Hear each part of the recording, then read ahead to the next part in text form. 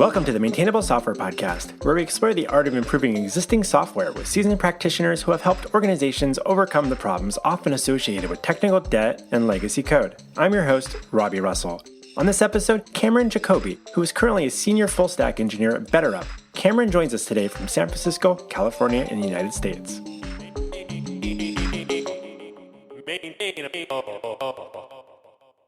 Cameron Jacoby, we're so glad to have you join us on Maintainable. Welcome. Thank you so much for having me. I'm excited to be here.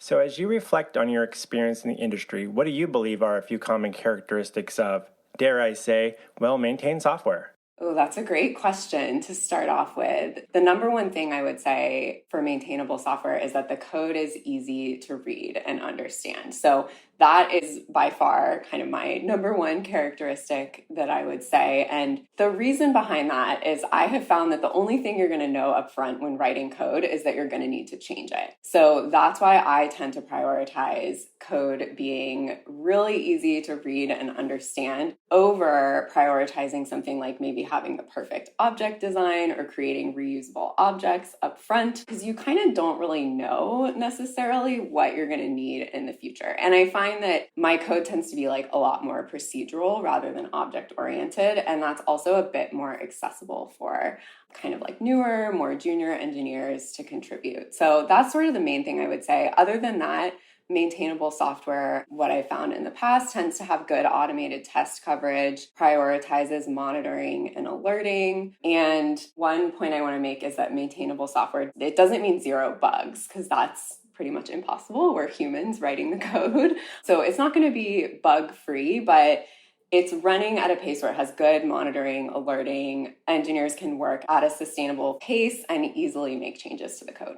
I'm curious about, when you talk about monitoring and alerting, outside of like an app being down, what sort of granular level do you see work well for teams? Like, can you give me some like tangible examples that you felt like this was like a type of an alert that we realized we really needed, and what sort of things might have led to that decision? I think this is a pattern that I largely picked up from working at Stitch Fix. We really heavily used metrics in our system. And so we used a tool called Datadog for a lot of monitoring and alerting. And we just had a metrics gem. This was in Ruby on Rails that we put in. And a lot of the metrics that we would do were almost like being able to check our work as engineers. So for example, for part of my time there, I worked on tools for our warehouses. And so some of the tools that we had, warehouse associates would be picking items of clothing from the racks. And if I was making changes to the picking tool, I would make sure to put in metrics of like just kind of counting every time they picked something. And so building visual dashboards for almost like I would call them business metrics, and thinking every time you're going to release like a feature or a big change, what kind of metrics like that can you put in? So just something simple like counting that an action has been taken. And sometimes that would be something where if I would release something behind a feature flag, turn the feature flag on and just make sure those were flowing in. So it could be kind of like a manual process to sort of check those metrics, or over time, if you find that it's really useful to have those, you can build alerting around that. Like if the count goes down below a certain threshold, you send an automated alert that something might be wrong. And so another common area where I've seen this is if you're working on more like customer facing features and there's some sort of purchasing aspect to the site, like number of purchases that have been made or like number of like hits to this certain page. So those kinds of things where you're sort of monitoring more like the behavior of people that are using the systems, but a certain behavior is indicating that it's up and working. It's interesting because I was thinking about, you mentioned, bringing up like a workflow that if someone's going into a warehouse to pick up some items to ship or something, and is the metrics, was it kind of like led from, is that particular human process being done, or is it more of a in tandem, like is this feature being used or is it broken or something else is going on? It's just an interesting thing because those also seem like more like operational metrics about just how things are, fulfillment. I'm assuming kind of falls under, maybe I'm making an assumption there about the language you might have used at Stitch Fix, but where's that balance between, is this useful information for the developers versus just useful information for the business on, like, is there actually a lot of parallels there? I wouldn't say it was necessarily the same thing as operational reporting for the business. Ideally, those numbers should align somewhat, but they might be slightly different for various reasons. So we found that having those kind of real-time dashboards were sometimes interesting for our stakeholders. So maybe like a warehouse manager or someone like that. But it was also just a good practice as engineers to figure out, like you said, is the system being used? If it's not being used, is there a reason why, or is it actually down? And so it also, the strategy kind of goes hand in hand with, we had a distributed systems architecture at Stitch Fix. So by the time I left there were over 100 different apps and services.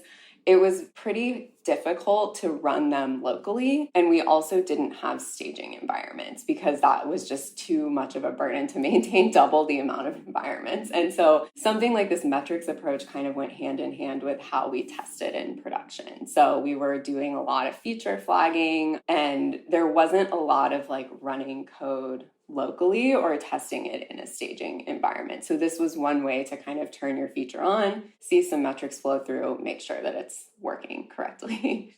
Interesting. Yeah, I wanted to touch on the topic around staging environments. And I suppose if it's complicated enough just to have a local environment when you've got 100 microservices involved in an application, I feel like that just brings up a lot of curiosities from someone that tends to live more in the land of the monolith. And it's just how do you think about onboarding people into those types of environments and knowing what they can work on? So in those, were you typically working on a set of microservices, or were you and your team responsible for a subset of that? Or is it kind of all over, you were just jumping around in different areas quite frequently? That's a great question. And it kind of evolved when I was there. So I was at Stitch Fix for 4 years. When I originally started, there were maybe about 10 to 15 different Rails applications. And these were more full stack applications, UI apps with a front end and a back end. And there was this super interesting architecture where we never had a monolith, but we had a shared database. And so all of these different internal tools and the customer facing application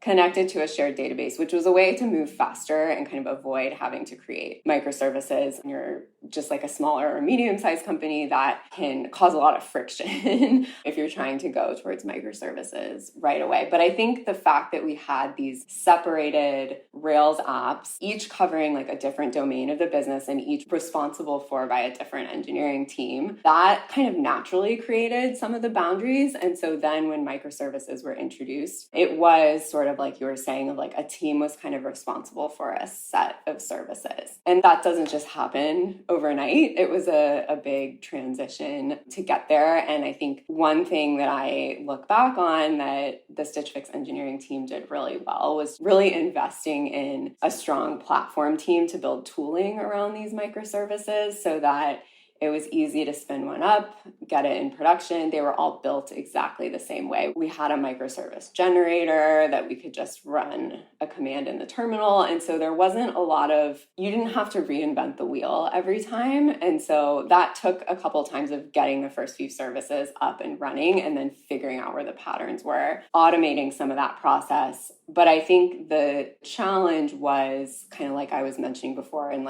you were asking about onboarding new people, the running code locally, I think, was not the easiest. And that might be something that they've solved now since I've left. But we sort of just really invested in automated testing and also then feature flagging and testing in production, as opposed to, if you have an API that's calling out to 5 other APIs, we just didn't really set that up locally for the most part. But I think the pattern that the team was moving towards, and maybe they have this now, is that each service would ship with a mock service. And so that's something that I think could work, but we weren't quite there yet when I was on the team. Out of curiosity, when they made that transition from I think maybe you said 4 or 5 Rails apps to 100 plus potentially microservices, was there still a reliance on a single database, or did that eventually get split up across 100 databases? Yeah, so it was still in progress when I was there of splitting up the shared database, but the strategy that was implemented was that you couldn't add anything to the shared database and you couldn't add any more connections to it. So it still existed, and the tables that kind of were originally in there, like it took a while to like get those extracted out, but each new microservice would have its own private database. And so if it needed something shared, actually there was kind of a small set of microservices that did have access to the shared database. And so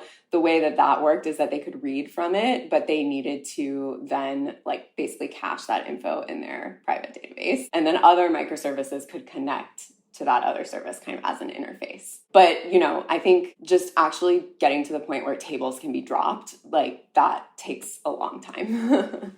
When, preparing for this conversation, we had a little back and forth ahead of time. And you mentioned that while you were talking about Stitch Fix, you were kind of involved in a pretty long-term refactoring project. Could you talk a little bit about what that process looked like in terms of like what sort of steps you took to assess the situation? Yeah, this came to mind kind of when you were also asking about the structure of the team and whether or not we were working on sort of small subsets of services. I had a very unique experience while I was there that I was working on kind of a more horizontal team, sort of in my last like year and a half, 2 years there. So I was part of a special projects team to launch Stitch Fix in the UK. And so there were, I think, 9 or 10 of us on that team. And our goal was to basically go through all of these applications, all of the microservices that existed. So about 100 at that point, and make all the changes necessary to get the business ready for international expansion. And so the first project we worked on for that I was a part of is basically converting everywhere we stored money to be able to handle a different currency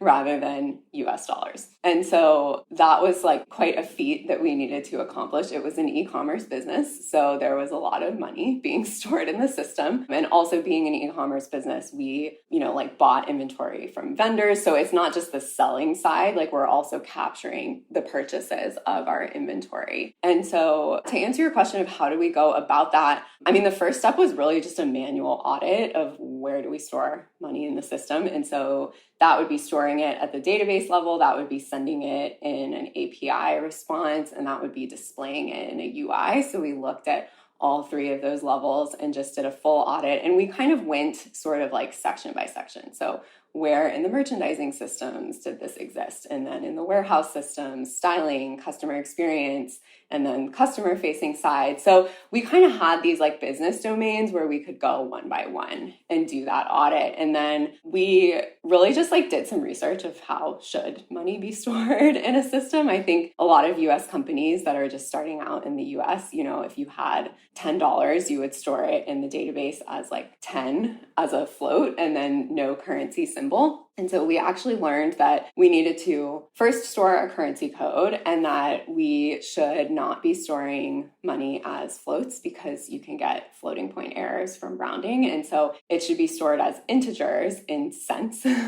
So $10 would become 1,000 cents. So that's kind of the migration we had to go through. And then we basically just like picked one place where money was stored in the application and we did that migration end to end. And so what that looked like was adding additional database columns. And so for a long time, you were storing it in 2 formats. And so basically dual writing. And then you can switch over all the places that read from that database. We put a lot of logging in to kind of check like, has everything been converted over to the new format? And so what we did is we did that twice for 2 different systems. And then we built a Ruby gem that would give teams like some tooling around doing this migration themselves. So we went out and did the auditing and then did a couple examples, provided the tooling, and then gave that to other teams to be able to convert their systems over. So that's sort of like the brief overview of what the process was like. No, that's interesting. And I think that particular example is a good one for the listeners to think about because it is a pretty common thing to introduce that into money, some sort of payment subscription service or when you're selling products or something. And that can be an interesting challenge. And I remember back in the day when we were always debating floats or decimal type columns. And it's like maybe the answer was neither. And then also wondering like what the future of currency may or may not look like. At some point, might we get to this weird more than 2 decimal points in some currencies? I'm not an expert on this stuff, but curious about that and how you like make that scale one way or another depending on, the currency. It was a really interesting problem to dig into.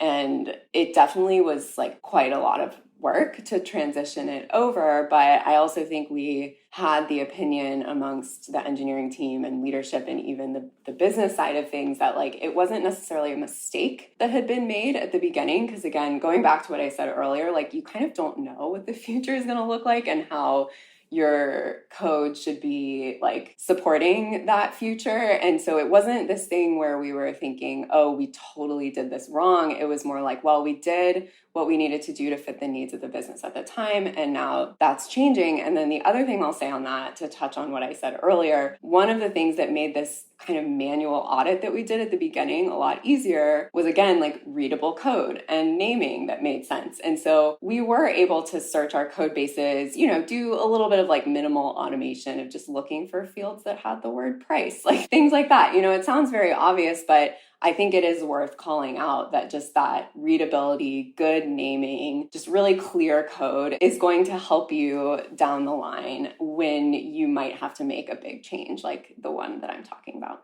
It actually reminds me, my company, we work on Ruby on Rails applications coincidentally, and we inherit a lot of projects. And so I was helping a developer recently. They had been trying to figure out, because it was a client that's an insurance company, they were introducing a new currency. Sounds familiar. And they were like, we're trying to figure out where this thing on this web page seems to be rendering it, you know, with the dollar symbol, but we needed to have like it in pounds, but we can't figure out where this is even coming from. And it was like, took this whole rabbit hole process of being like, okay, it's not in the Rails, anywhere obvious in the Rails code. It's not in the database. We're like, where is this coming from? And we found it was like in some JavaScript helper that someone had wrote that would spit out like the currency stuff. And we're like, it was completely disconnected from what where we were looking. And we're like, yeah, that's an interesting thing. It took a long time to even get to figure out like, where is this happening? Because we just couldn't figure it out. Anyways. No, that definitely makes sense. And that goes back to like maybe the code was readable, but it wasn't clear what the system was doing. That's another part of maintainable software, is like trying to make sure nothing is like hidden in a way that can't be found later. And of course, it's never going to be perfect. Like that stuff comes up all the time. But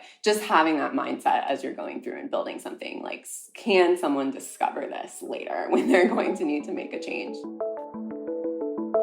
We'll be back with our interview with Cameron in just a moment. Hi, it's me, Robby. I just wanted to take a moment to say thank you for making time to listen to the Maintainable Software Podcast. If you're finding these conversations valuable, yada, yada, yada, you know the drill. Head over to Apple Podcast, write a review, leave us a rating. If you're not sure what to write for your review, just mention one of your favorite guests. Just say, Robby, had a really good interview with Cameron. I enjoyed the conversation. I learned some useful things. Other people should listen to this. That would make a great podcast review. Another one could be, I gave it 2 stars. Robby's got a weird voice and needs to stay focused and needs to work on his interview questions. Fair point, but I will take it. Give me the 2-star review. Anyways, you just go find us on Apple Podcasts or wherever else you can apparently rate Apple Podcasts or why aren't there more places than Apple Podcasts to review podcasts? I don't know. But anyways, that just tends to be the place where people seem to go look. Also, is there someone you think I should have on Maintainable? Shoot me an email to Robby with a Y at maintainable.fm and state your case. And now, let's get back to our interview with Cameron Jacoby.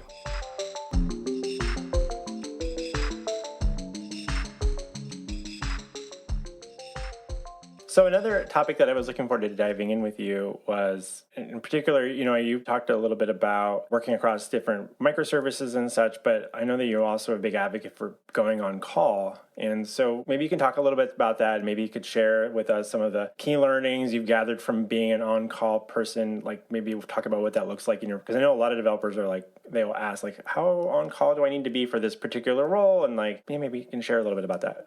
Yes, thank you for asking. I love talking about this. So part of my time on that Stitch Fix UK project is that I got the amazing opportunity to get to go live in the UK for 6 months. But the caveat with this job, I think the caveat for most people at least, was that you had to be on call the whole time. So that's what the job was to go over and support the launch. And it was a rotation that the engineering team set up for 2 engineers to be on call for the warehouses. And so kind of the deal was you were primary on call during working hours. And that was a bit of a unique setup for Stitch Fix at the time because, you know, typically it was an on-call rotation where you were just on call for your team's like specific services, but it was around the clock. It was it was 24/7. And so what we were doing is 2 engineers at a time. We would be primary and secondary, and we would just cover on call for like the UK business hours. But it was also like all of the apps and services for the warehouse. And at that point,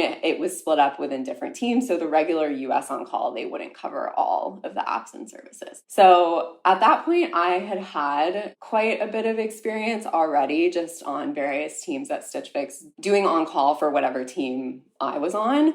And I knew I really enjoyed it. And so I wasn't necessarily like scared of taking that role, but it was a huge challenge. So when I got there were about 50 applications at that point, including the microservices that were like operating the warehouse. Some of them were in Go, which I didn't know Go at the time. And so it was a huge challenge for me. But really what I learned out of that was that, and this is for me personally, it might not apply to everyone, but the best way for me to just like hone my problem solving skills and also get to know how systems work and how they fit together is when there's some sort of bug or problem or urgent outage in front of me. And so I just think my debugging skills and just my problem solving skills in general got so much stronger, particularly just in that 6-month time. And so that's the first thing I would say about kind of the benefits of going on call is that I think I'm able to debug a lot faster.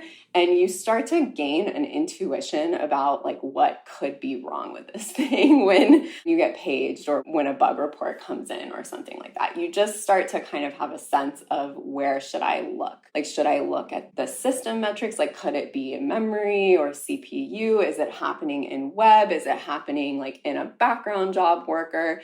Is this a problem that something has been introduced into the database that the application layer wasn't prepared for? Is it coming from an API? Like you just sort of get to gain that sense. And so that's one thing is just like honing my own problem solving skills. The second massive benefit that I feel like I gained from that time being on call was just, it actually has completely changed the way that I write code and think about shipping my code to production. And so what do I mean by that? So when you're on primary on call for 6 months and at the end of that pager every single day for 6 months, you start to realize like, yes, even for me who I do enjoy the debugging process and being on call, it is very stressful to get paged. And so it started to shift my mindset. Like when I'm writing code, I'm always thinking about what is the smallest change I can put in production to solve this problem. And it has to be idempotent. So that is like the most important lesson that I've learned is always ship small idempotent changes. So if you're working on a big project, like some sort of big migration, so like the currency, for example, is a good example of this. Shipping it in small changes just means that everything you push out to production is backwards compatible until you can be sure that you can switch it over. So small idempotent changes. And then the other thing is, so I don't know if this is overkill, but every time I merge a pull request and deploy something, I am like sitting there monitoring and expecting something to go wrong. And so it has given me such a sense of personal responsibility when shipping my code. And so when I merge something, like I don't just like leave. And I mean, it takes time. And so sometimes you switch to something else, but I'm always like waiting for it to deploy. And I always have a plan of what am I going to do if this doesn't work, which that could be fine, right? Especially if it's just like behind a feature flag or whatever, you might just need to iterate on it. Or if it breaks something and it's really severe. And so you need to have a rollback plan every single time you ship code. And so I hear a lot about, oh, well, this is a small change. This isn't a risky change. It doesn't matter. How many small or non-risky changes have you seen that actually cause outages? Like that's usually where it comes from because you didn't expect it. And so every single time I ship code, I expect something to go wrong and I know what I'm going to do if it does go wrong. And so expanding on that a little bit, if you're working in a really complicated system, so potentially a monolith or distributed systems, there actually might not be a super easy way to roll back depending on what your infrastructure is. Like if a lot of code is going into production, I don't know that it's like the best idea to roll back one commit because you don't know what's kind of coming after it necessarily. So again, this goes back to feature flagging your code, kind of having a way to safely test it out in production. And it's not fail safe. Again, you're a human writing this code, writing the feature flag. Something could still go wrong, but I try to think about ways where I can toggle my feature on and off after it's already in production and not have to rely on like such a brute force rollback process for that. That's interesting. When it comes to thinking around talking about debugging skills and building that sense of like intuition, I feel like it's really complicated to teach people this particular aspect of software development. And, I'll get pulled into, I mentioned that story earlier. When I do help out on projects these days, tends to be when someone's like, they've gone down and they've just some rabbit holes and they're like, I need someone else just to get a second set of eyes. I'm like a little bit of a rubber duck for them. And then, come in and then it's just like, eventually maybe we figure it out together after spending a couple hours or something debugging things. And there's this interesting thing that they're always like, especially more people that are more junior that are like, want to learn how to be more self-reliant. And they'll ask me questions like, how did you learn to do this? Or do you have any advice on like, is there books I can go read on this? Or, and I'm like, I wish, and like they come out of a boot camp or something like that where they were trained on how to build things or add new little features and things like that. But when it comes to like debugging weird things that you mentioned, it could be the web layer, it could be backend API, it could be the database, it could be the browser you're using, it could be some weird CDN issue or something happening in Nginx or Apache and they're on the web server and they don't even really know what that is, or it could be a DNS problem. There's like, how do you pick these things up? And I'm like, I don't know where to point you to outside of like just try to keep notes or try to be a pattern recognizer, spot things over time, and don't be so hard on yourself. But I don't remember what 20 plus years ago Robby developer looks like day to day, but I remember spending a lot of time just trying a lot of things out and eventually maybe things clicked, but it wasn't like I was trained on that. It was just like, I just had to figure it out. And do you have advice for people listening that are like, yeah, I want to learn more about this, but maybe is it trying to volunteer to be on call, or what sort of advice would you give to someone that's wants to hone those skills, but there's maybe not literature available on how to go about doing that? Or maybe there is, and I'm just not aware of it. And I would say the same thing. Maybe there is literature available and I'm not aware of it either, because that tends to not necessarily be my process. So what I'm going to say might be frustrating because my short answer is that it does just take practice and it does take that time, like you're saying. But there is a more actionable piece of advice that I can give in that too. So you mentioned, is it volunteering to be on call, like things like that. And so I think the thing that helped me the most was early in my career getting experience working on like non-urgent bugs. So for someone who's junior or newer to the team or whatever, like probably don't like throw them into the pager duty mix like primary on call right away. I think you don't want to give someone like a super negative experience necessarily, but one thing I found that was really helpful is that if you can introduce someone to an on-call rotation and actually give them the space to fix those non-urgent bugs. So what that means is you can say, okay, you're on call to fix low to medium urgency bugs for a week, and you're not working on your like regular like project roadmap work. And that part is really important because I think a lot of on-call rotations, you're hoping that a lot of bugs and issues don't come in so you can like reach all your other deadlines. And so what ends up happening is that if you get some sort of like bug report, you'll look at it and you'll say, oh, well, like I didn't write this code. I'm going to like find the person on my team who wrote this code because they're going to be able to fix it faster. And so what I would recommend is don't do that. And so if you're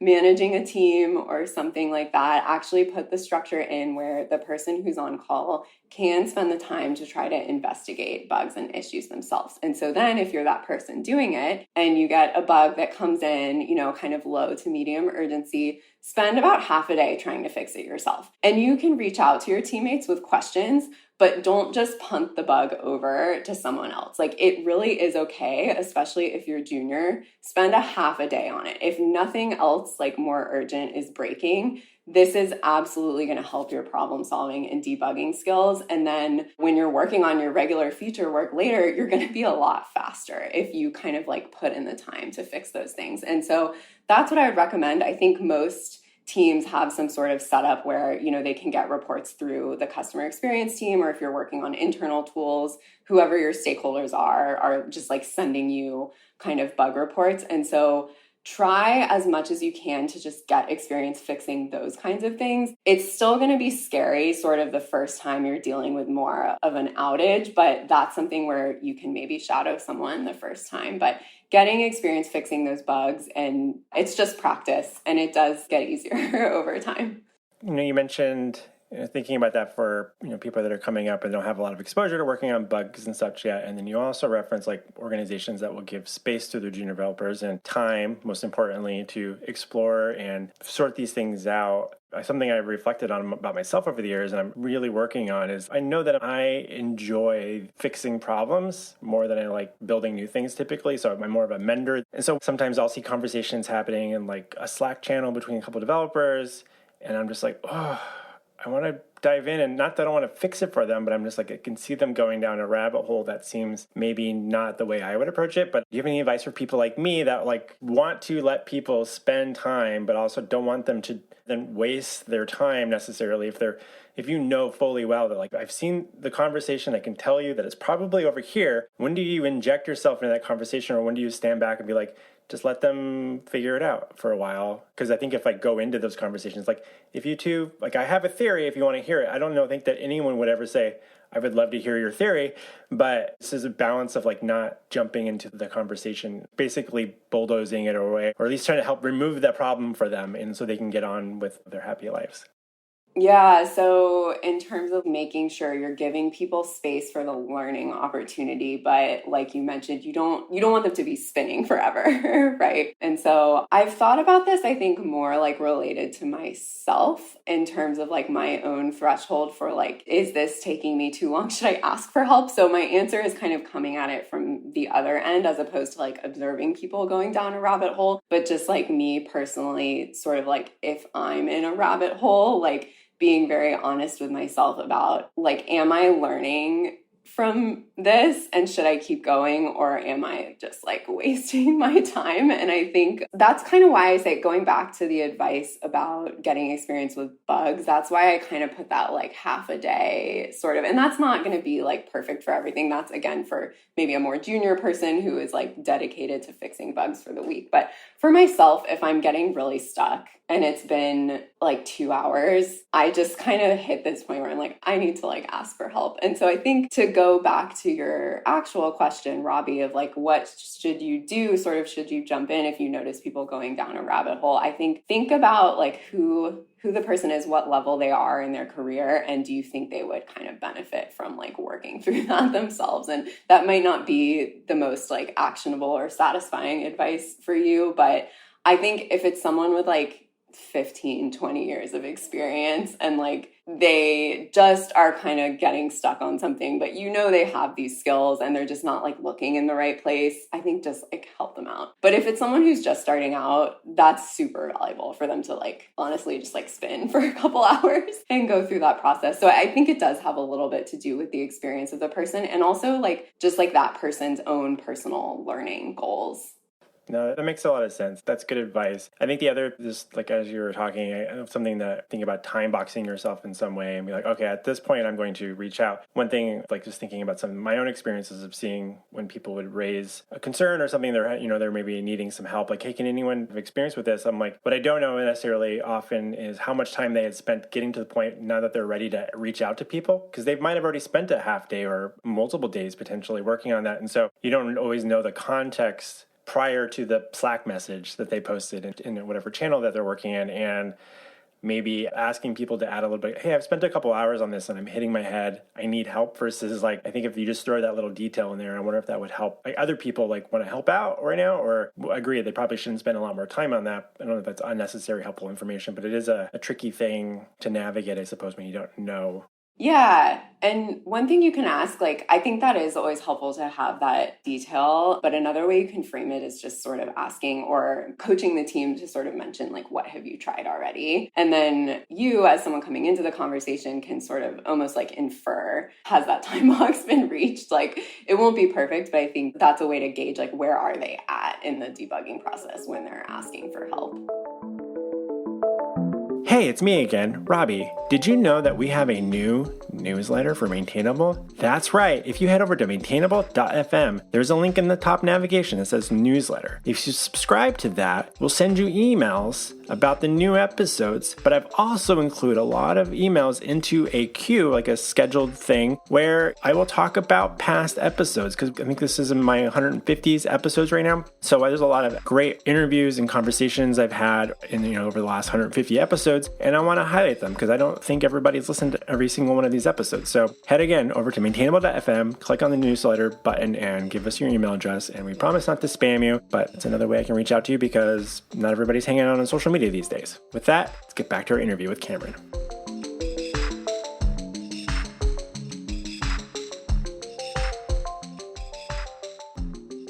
I want to return back to another topic you mentioned earlier around feature flags and such, and the complexity with the local development and specifically staging environments. I know that you seem to have like a pretty strong opinion about staging environments maybe not being worth the energy and time, but like I also work in an environment where our clients and our product owners see a staging environment as this, like, I'm air quoting, safe place to test things and ideas before they push things out to production. So how do you get everybody in a space that they feel more comfortable? I'm assuming with like a lot of feature flags in a production environment, and you're kind of like testing out ideas and concepts. In production. Yeah. I should definitely clarify upfront that I've sort of mentioned this a couple times, but most of my experience is working on internal tools. And so I will say that my opinions are like largely shaped by that. And I do acknowledge that it is a little bit different. I don't have a ton of experience working on customer facing features. So my customers tend to be just like my other coworkers who work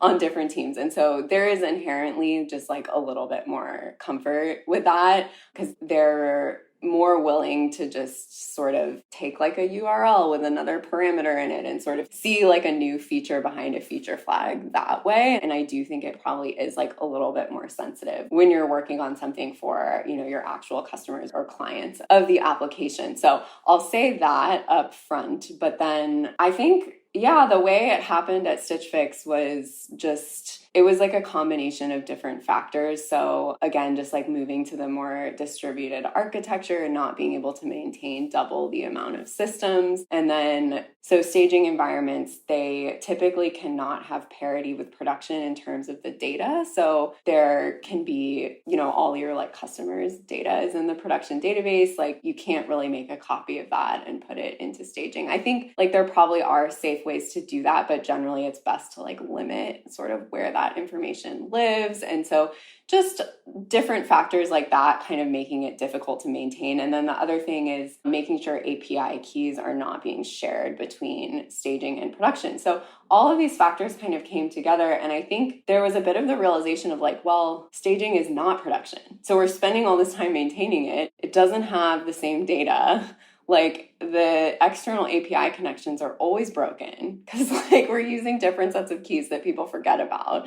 And again, with the like distributed systems, I think it just was like too much of a burden. And so I think the decision came a bit more out of necessity and just like where can we spend our time, and people's comfort level increased along the way sort of as a result. So that's kind of how it happened. That's sort of how I've seen it happen. And the other thing I'll say about staging environments and then sort of like API keys is that I have definitely seen situations where staging was using production API keys just to sort of make it achieve like more parity with the production environment. And sometimes that can actually cause outages or unexpected behavior. Like if you're running something on staging and it's, for example, like actually sending emails to people's real email addresses. And I mean, that would happen if you had the same API keys and then also a copy of the data, but like that stuff does happen. And so I found that actually maintaining staging and all that entails can cause more problems and even potentially outages than it's worth. I have never actually seen it really like preventing outages, to be totally honest. But having some sort of preview environment for your customers, I think that could absolutely fit different teams' use cases. And again, just coming from internal tools, there was more comfort with sort of just like making sure something was feature flagged on production and letting people use that.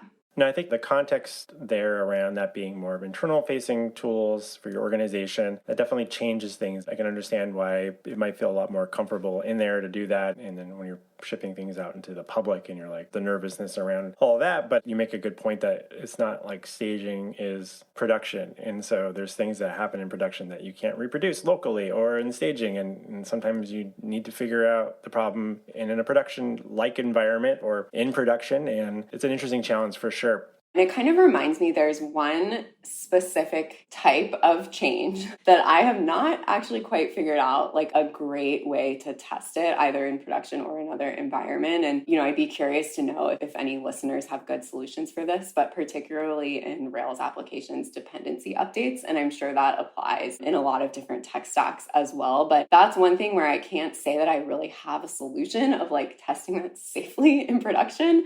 But again, I'm not sure that a staging environment is the best place for that either, because again, staging, it's not production. It is going to act a little bit differently. So that's something that I still feel like a little bit stumped on when I think about, how can we safely like ship and test our changes in production? And is that like a Ruby gem type of dependency update or something? Yeah, sometimes you just don't know. And I think especially if it's affecting the front end in some way, ideally you would have automated tests running, but typically running automated tests with JavaScript can be pretty slow. And so that's a bit of a trade-off between you can't necessarily have every view like fully tested. So that's a tough one for sure.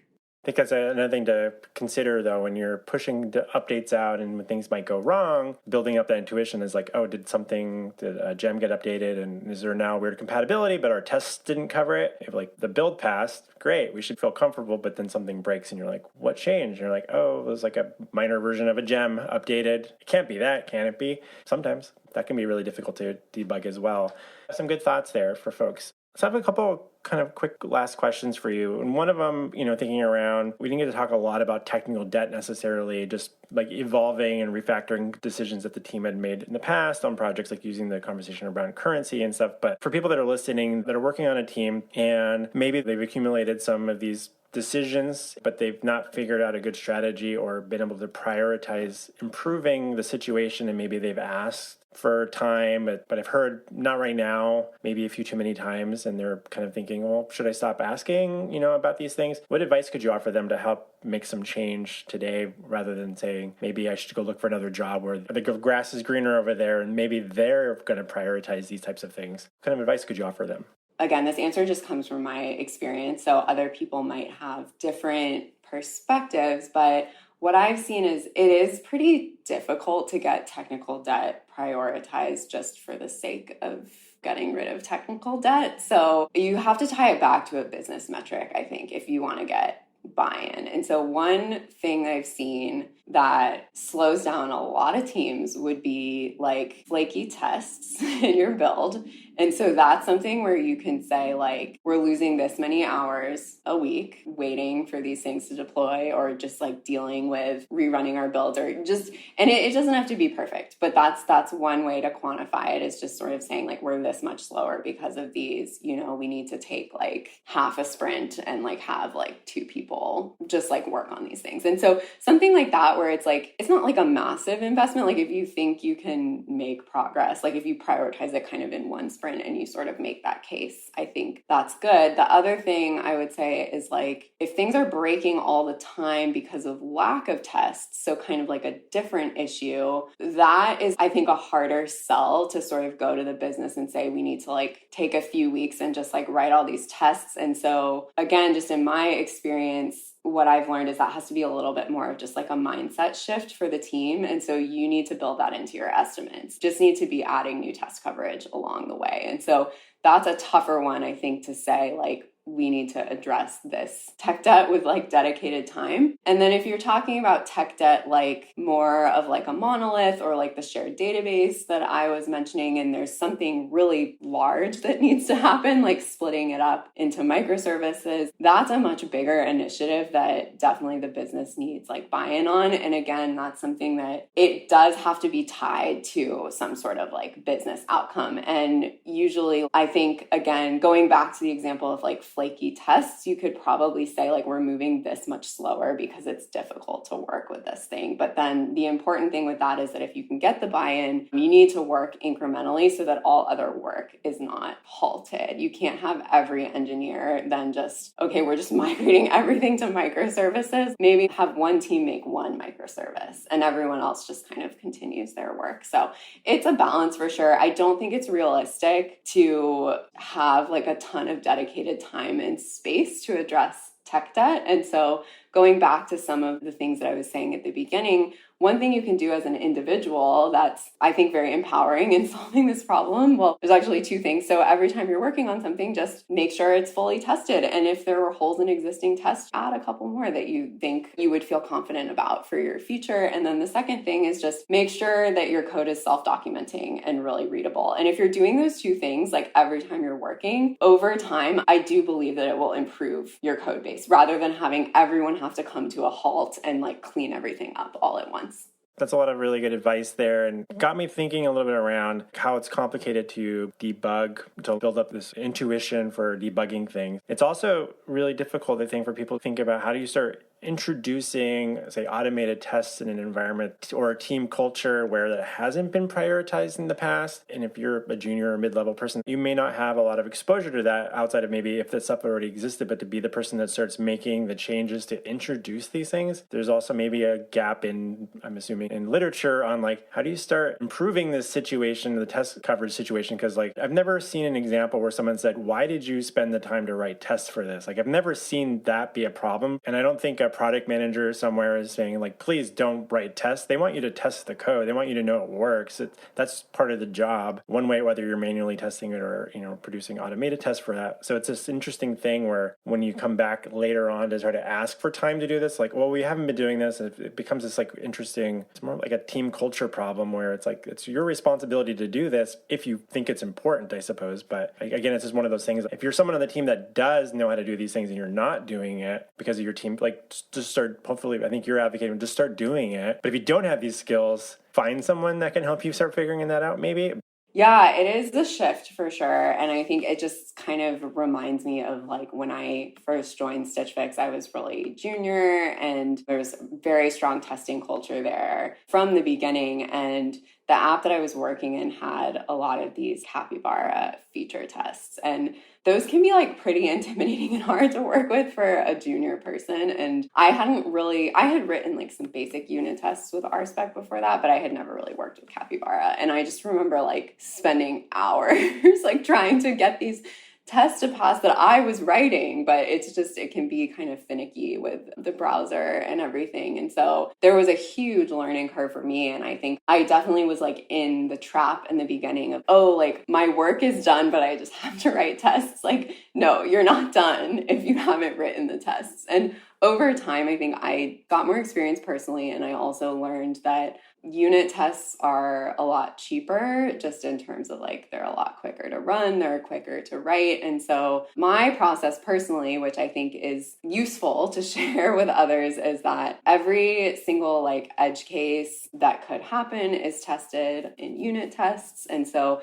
in Rails, like all of the public methods and the models will have quite a lot of unit tests for kind of every single scenario that could be happening. And then just sort of like a couple like end-to-end feature tests for whatever page or feature, just sort of testing like the happy path flow and any like service object that you're using sort of at the controller level or like the model level that would also have the unit tests for full edge cases. And so, I mean, it is kind of like a personal journey, I think, to get the experience and then also develop your style. But I would say the advice I can give for maybe more senior people on the team that have the experience but just haven't been doing it, I would argue that I don't think it'll add that much extra time delivering a feature. Like, especially just focus on some unit tests first. And if you have the skills, I think that would be a great way to start modeling it for the team. And it's not even really something you have to communicate to product managers or the business. If you're just going to start out with like, let's just add a few unit tests each time we do this, I don't think it should add a lot of extra time.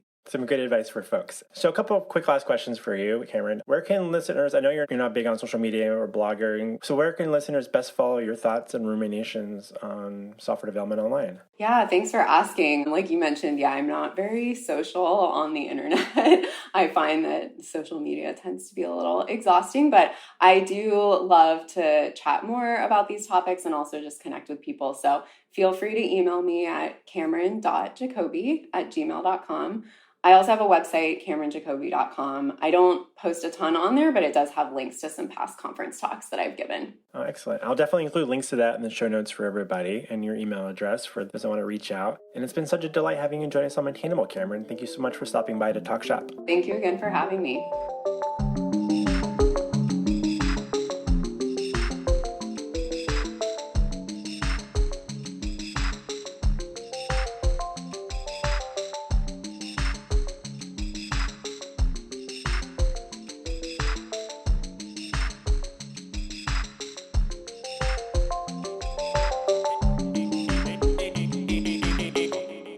Maintainable.